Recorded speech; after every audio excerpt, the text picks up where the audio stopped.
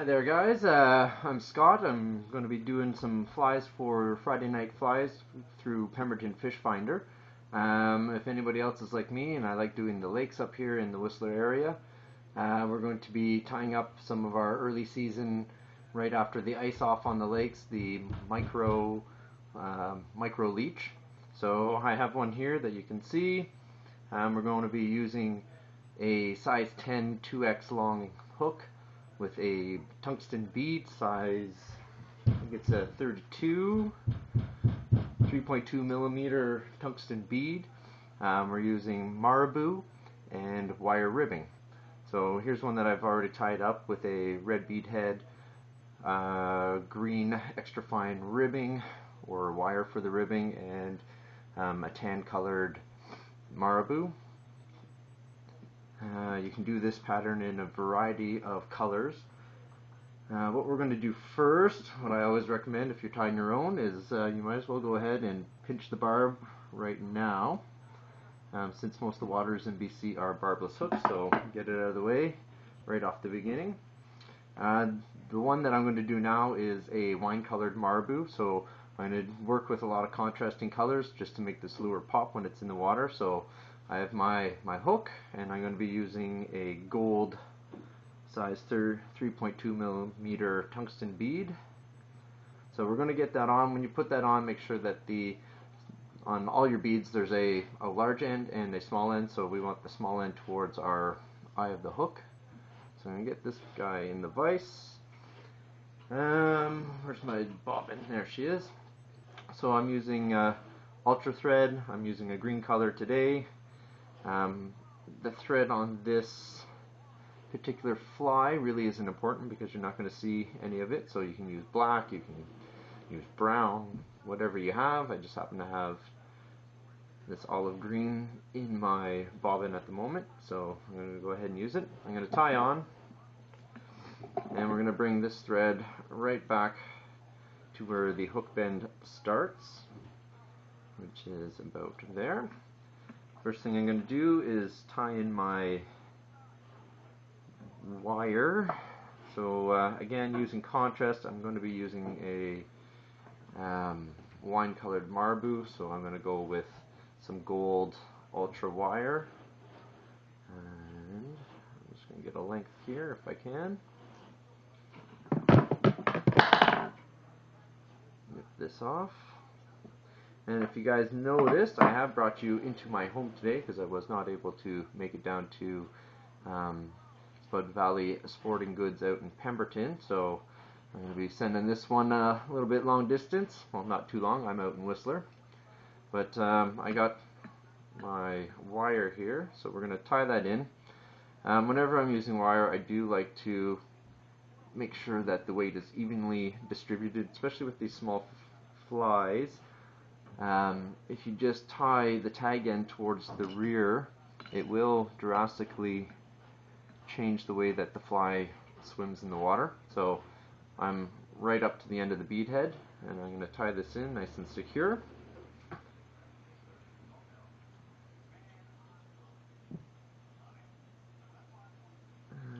Alright, so we're going to tie this right back into the back of the hook bend.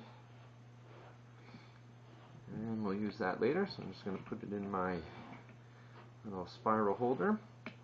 We're going to grab the Marabou. What you want to look for are fibers that are thin towards the tips and quite bushy at the end. So I'm going to pinch off a bit, and since this is a micro leech, we're not going to be using lots, so this tail is going to be pretty thin, same with the body profile. So what we're going to do is we're going to get our little selection here, even off your tips by brushing them back, so you'll see that all the tips are pretty even. And I'm just going to peel this right off the feather stalk. Now when we're making our tail, we do not want it to be too long, so usually a rule of thumb is the size of your hook shank is a good length for your leech tail. So I'm going to tie this in. Couple wraps right at the back, and I want to keep it on top. And to help, if you've ever used Marabou flies before, They do get caught up around the bend of the hook when we're using them, so to help alleviate that, I'm going to grab the wire and my little tail, and I'm going to do a couple, it's not cooperating today, get those out of the way. I'm going to do a couple of wraps underneath the tail. So that's going to help lift it up and keep it from getting wrapped around this hook bend when we're using it. So we got a couple around the back, one more there. I'm going to lift all this up, and we're going to bring our thread all the way up to the head. So now we are ready to build the body. Nice thing is we're going to use all this Marabou. So we're going to take our clump, pull it taut, not too tight that you break it off, because remember the tips are quite fragile. So I'm going to get this all together, and I'm just going to twist it up. And I don't know if you can see it on camera, but you can see what's going to happen with the body.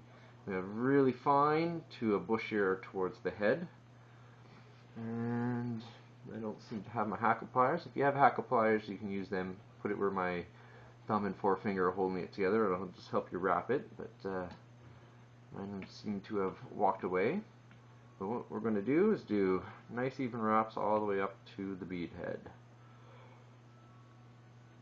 I'm going to try to keep a thin body while we're doing this at the back.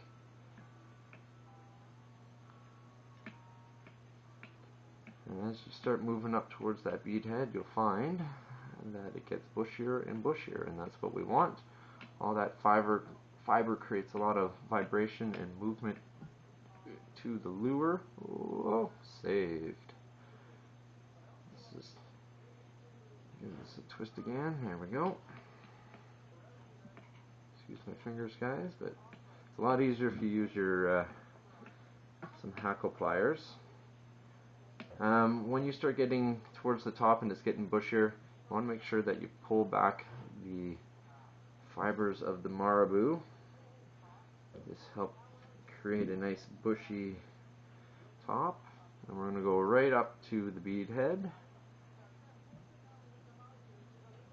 And then we're going to tie this tag end off and get rid of the excess. So, there we go, got that in. Nice and snug. 2 behind, 2 in front, 2 behind. And that'll secure those. I'm just going to trim that off.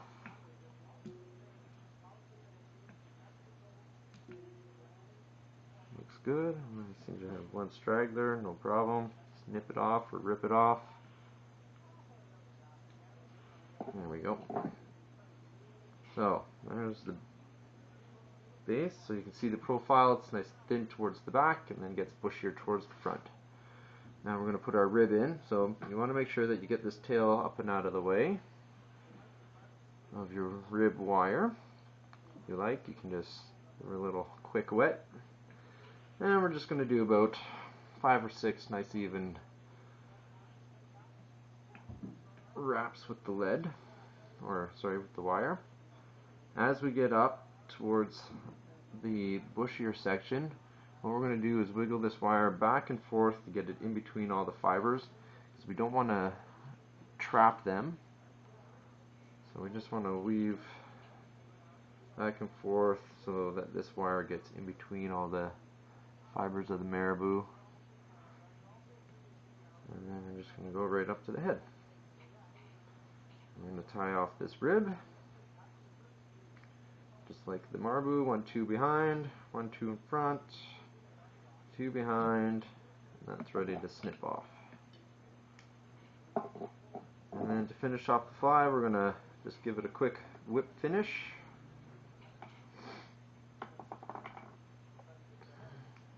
One, 2, 3. If I'm not using head cement, which a lot of people like doing, I don't bother. Just do 2 whip finishes on the fly. I'll just give you a little extra durability. So I've done it once, I've done it twice, hold it tight, and there she's done. Let's just get rid of that. So that there is the micro leech.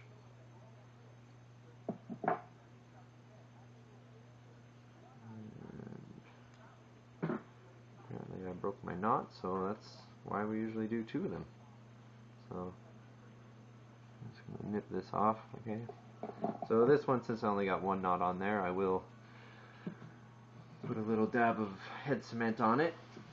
Another thing you can do to get it a little bushier is I just have a piece of Velcro here. I've actually cut it off of one of my old jackets. It's the strap that was on the sleeve.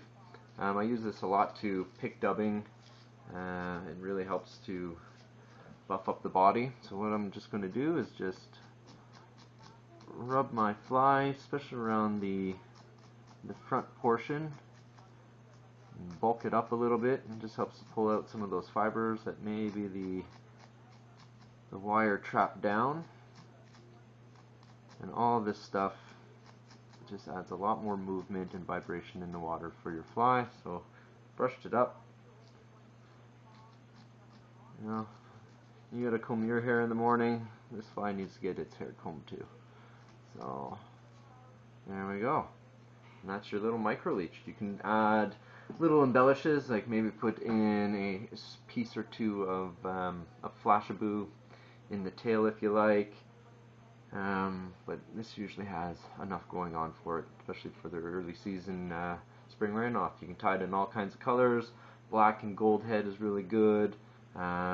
Basically, look at your lake and you'll kind of want to match your lake bottom with the color of the fly.